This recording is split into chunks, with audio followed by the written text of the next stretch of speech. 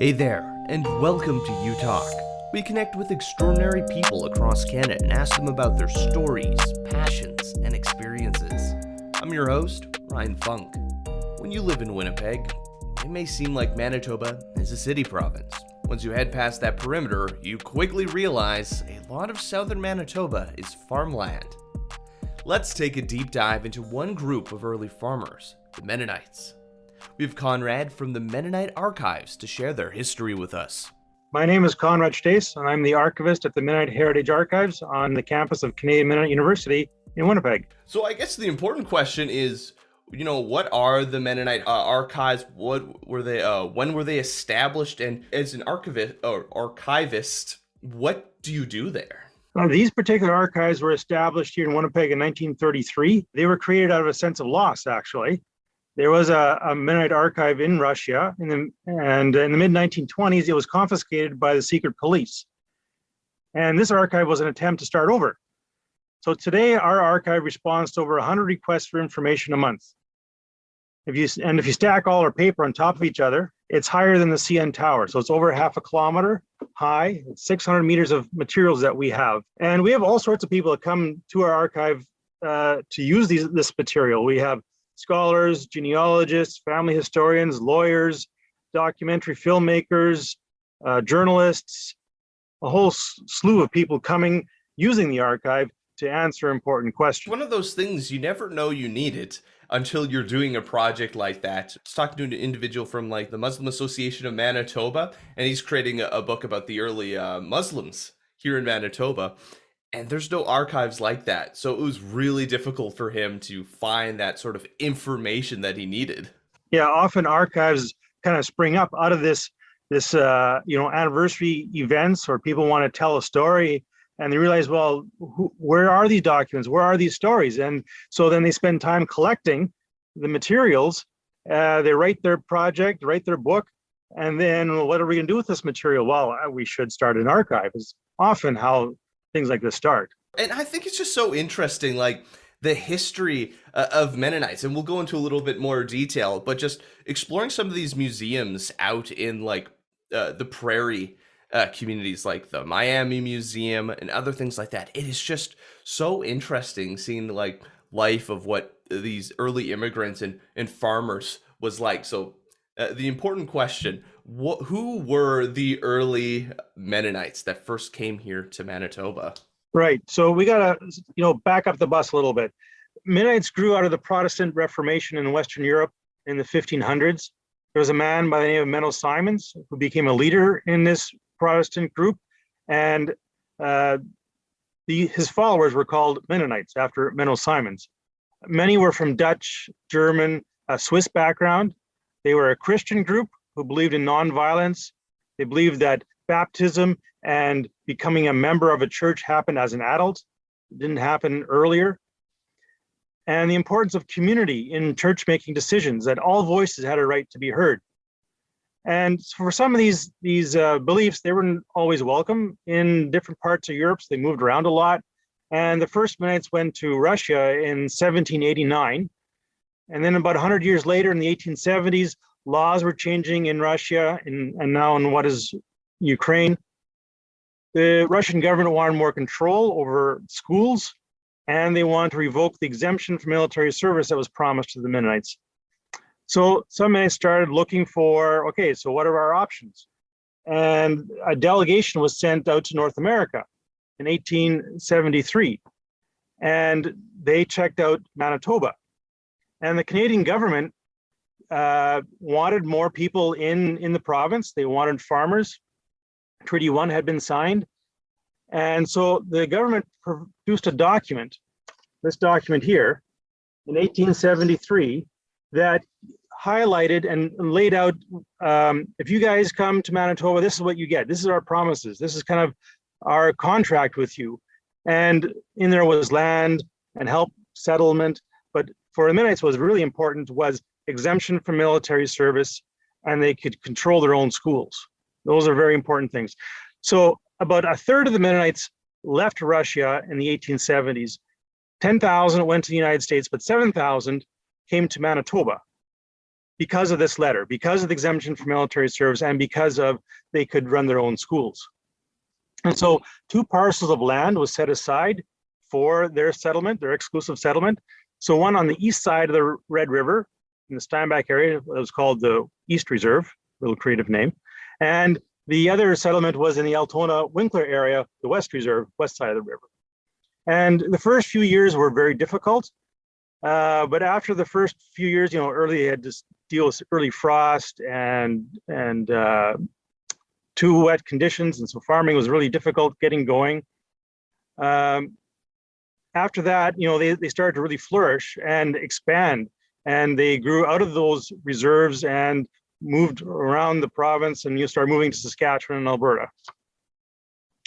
Then during World War I, Canada was at war with Germany, and the Canadian government honored their promise of exemption from military service.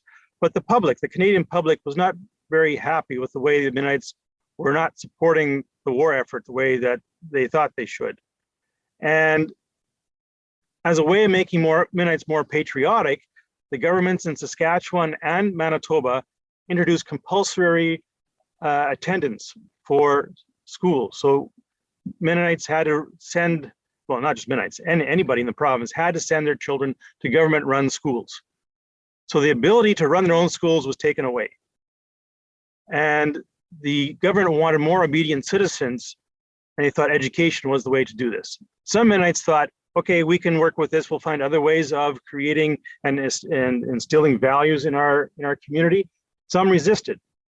And so those who resisted and didn't send their kids to school, they were jailed, they were fined, they even had farm machinery, animals, even food confiscated. So in Saskatchewan alone, there were over 4,500 prosecutions of these families that wouldn't send their kids to public school because they said, government, you promised us that we could run our own schools. Well, this went on, and so finally, this group that was resisting said, this isn't working for us. Canada's not a good place for us. And so 7,000 moved to Mexico and Paraguay, starting in 1922, 100 years ago this year. And so that's how those communities in Latin America first got started. Yeah, I was just gonna mention that. It's like, yeah, they come over to Manitoba, like Canada, the United States, and then you had the group that went even further south, and then you have some that are moving back now. I know I have a couple friends who have Yeah, that's right. And then, so these people are moving out starting in 1922, but the Russian Revolution has happened in Russia, and that's created a lot of upheaval. So between 1923 and 1930, you have a second wave of migration of Mennonites into Manitoba from Russia. So 20,000 come to Canada between 23 and 1930. Another group, another wave post-World War II come. And then, like you were saying, people in the 1990s started coming back from Mexico and Paraguay to Manitoba. And then another complicating or factor is that you start having people coming out of Europe in the 1990s to Canada.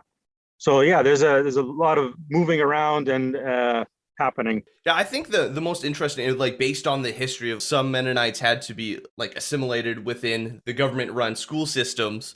You see, like, especially like out in Winkler, Altona, the Pembina Valley region, you can definitely see the cultural differences between people who were, put through the government schools and then people coming over now. There's very difference between at least those European Mennonites. Today in southern Manitoba or around the province, there's a large variety. There are over 42 denominations in Canada,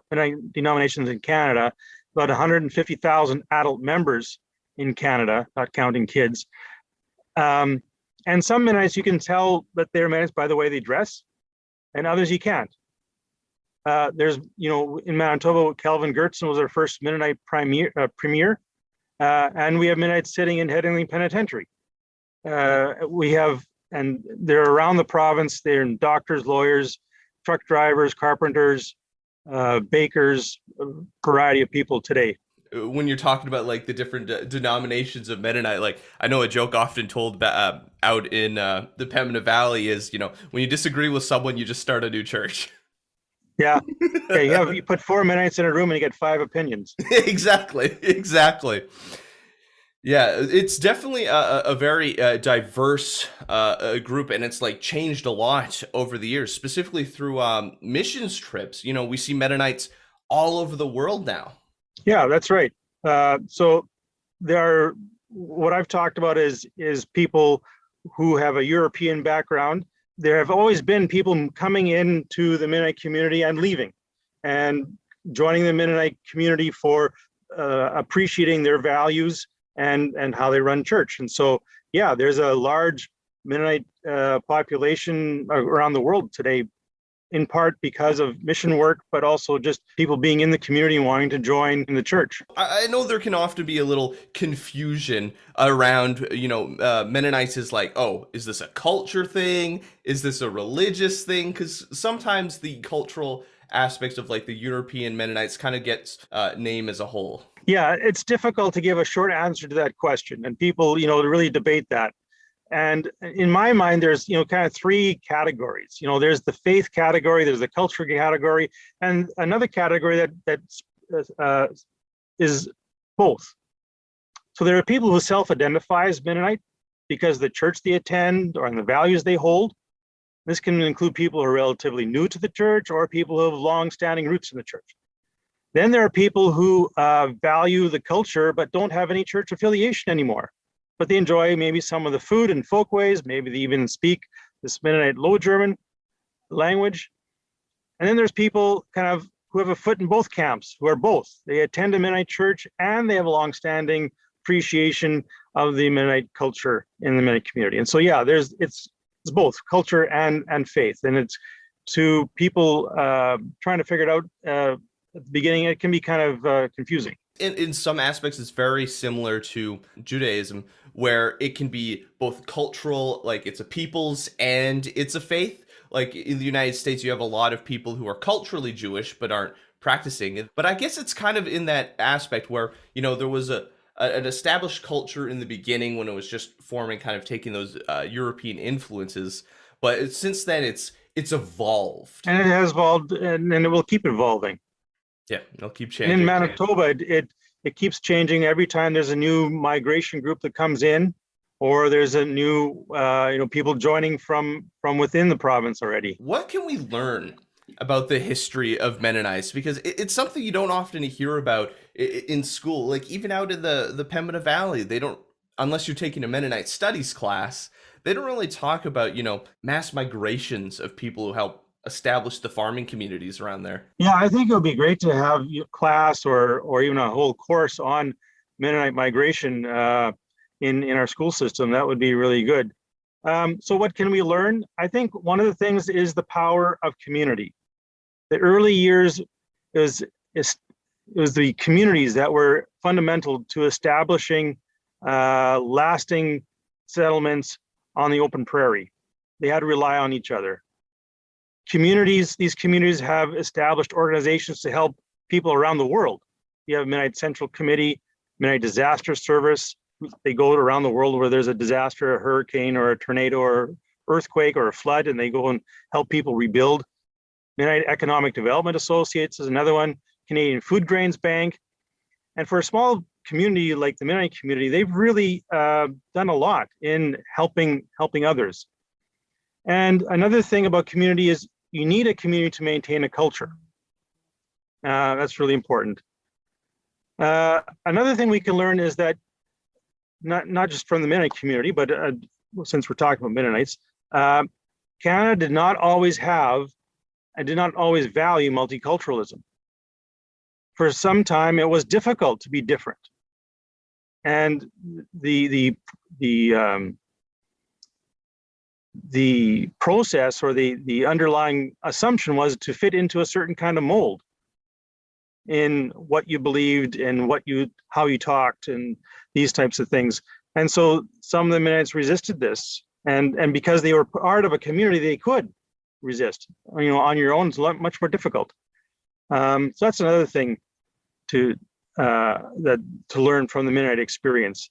And Mennonites have really valued peace and nonviolence. That's been a big value for them, and that's something that they've brought also to the Canadian context. The multicultural aspect, yeah. Before it's like you had English-speaking Canada, like and French-speaking Canada. If you didn't fall into either of those categories, yeah, you were an outsider. And I love seeing how it's developed multiculturalism because it's so fun to go around and learn about other people's cultures and just the food aspect. And I think that's definitely something Mennonites can bring to the table in terms of multiculturalism. Those foods. I know they're not for everyone, but man, like a good Zummerborscht. Yeah, I love Zummerborscht. Yeah, and so everywhere the Mennonites have gone, they've kind of picked up food and folkways from where they're living, and they've kind of adapted it. And so, for example, one of the earliest ones is the Mennonite New Year's cookies called it's Parcheltje. Okay, Parcheltje, which is that, but Rockuk and I I know that. Parcheltje is like a fried raisin fritter, and they picked it up when Mennonites were living in the lowlands in the Netherlands. So the Dutch people, they create what they call oliebollen, which is a fried raisin fritter that they create for New Year's Day.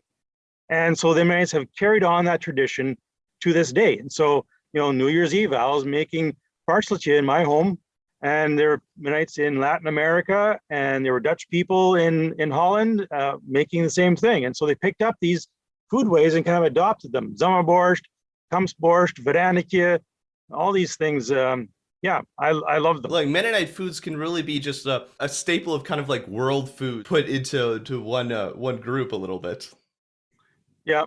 We got pierogies like from Ukraine. Right. And so Mennonite dough pockets, we call them veraniki, have cottage cheese in them.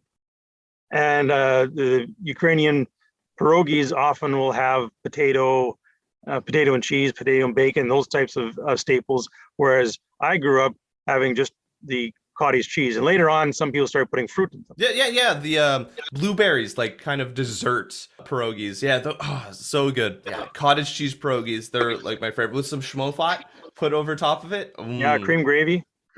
What is it? There's like, I can't remember the name of it, but for like waffles or pancakes, white sauce, like that's good too.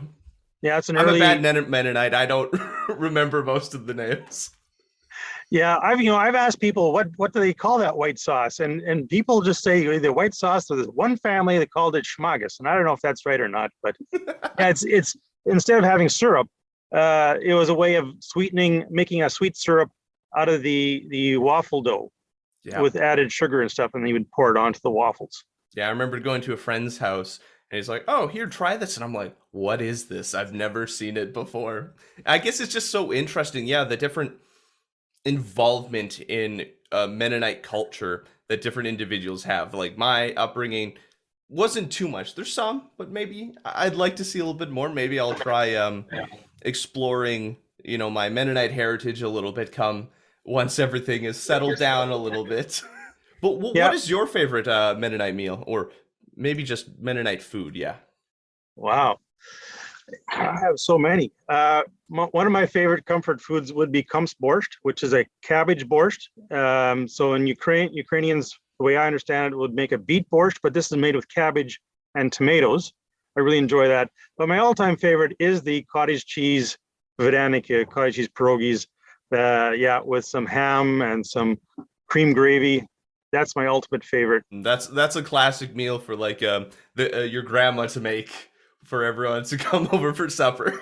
Yeah, exactly. Yeah, when we go to my parents' place, and my kids always want to have veraniki at grandma and grandpa's. Since you work in an archive, what sort of document or information that you've come across that has just kind of like blown your mind, that you've just gotten really, really excited for?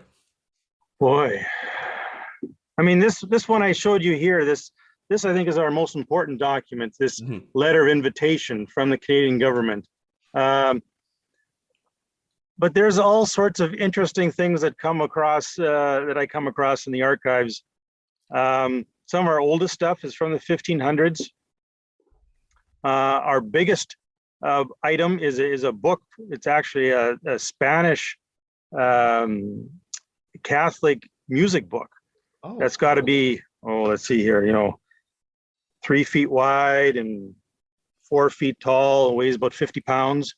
The covers are made of wood. The binding is made with metal hinges, Mhm. and it was used as a instead of off the wall singing where you project music on the wall, you'd stand in a semicircle around this music book and sing out of it. So it's not Mennonite at all, but we have it here as a way of, it's a teaching tool that people who talk about music history come and use it, but also people who talk about history of bookmaking or history of calligraphy and artistic design come and view this book. So I bring this book out a couple times every year. So that's a really cool thing. We have a book from 1551 that was used by a Mennonite midwife. That is a book of herbs. So not only does it list the plants, but also the medicinal values of this plant. Oh, that's really cool. Yeah, so that's a Definitely neat. something that can apply to modern life. Yeah, yeah. And so some of the midwifery recipes that we've done some work with is really interesting stuff. I've done a fair amount of research on conscientious objectors, those in World War II who served Canada, but not with arms. They were working in forestry or in mining or in farming to support the government and the war effort. So that's a story I find interesting and not well known. There are over 10,000 people who served Canada without weapons in World War II. And those people came from 24 different communities, not Mennonite communities, different religious communities across the country. Mhm. So that's another interesting story that we have that I research. Well, sounds like there's some really cool items over there. Yeah, there are. If you like stories, this is the place to be. Can the general public visit the archive? Yeah, absolutely. Now with COVID, we ask for people to make an appointment. So we kind of regulate who's coming in when. But yeah, the public is welcome to come on in. And the green screen I have behind me is part of my reading room. So this is what you see there is some of the periodicals that we have. And then there's that door you just see kind of off in the corner. Yeah. Go over That there. one right there. Yeah. Yeah. So behind that, we call that our vault. And behind there is, 1,600 square feet of vault space where we have these documents in boxes, documents in books, and yeah, all sorts of stuff. Maybe I'm gonna have to plan a friend hangout to go visit the archive sometime because it sounds just like a really, really cool place. Yeah, it is. I really enjoy it. I learn something old every day in my job. Yeah, and it's always interesting to see what kind of questions people come to the archives with and want to answer. And it's fun being part of that research process. And when people come and say, I want to know something about this topic, then I got to think for a while. Okay, so how do I find that? Because archives are not arranged like a book. Mm-hmm. To do archival research is different than doing book research or internet research. And because we don't have time to index everything. And so we have to create different ways of finding that information. We create contextual knowledge about the records. And so sometimes it takes a while to figure, okay, how do you get at that question? And sometimes people are surprised that, you don't have anything on that, or you can't just pull that off the shelf. Like if someone wanted to find out, I want to do some research on tractors. I don't have a box on tractors. Tractors, right? Yeah, you got to go in. It develops your problem solving and investigative skills. Yeah, absolutely. Yeah, very true. Awesome. Well, thank you so much, Conrad. It was great speaking with you, and hopefully we can inspire some people to come and check out the archives. Yeah, absolutely. Come on in. We're open Monday to Friday, 8:30 to 4:30. Check out our website. We're on Instagram and Facebook as well. If you have any stories you'd like us to share or communities we should highlight, leave a comment on our social media or reach out to us on our website. I'm Ryan Funk. This was You Talk, and have yourself a good one.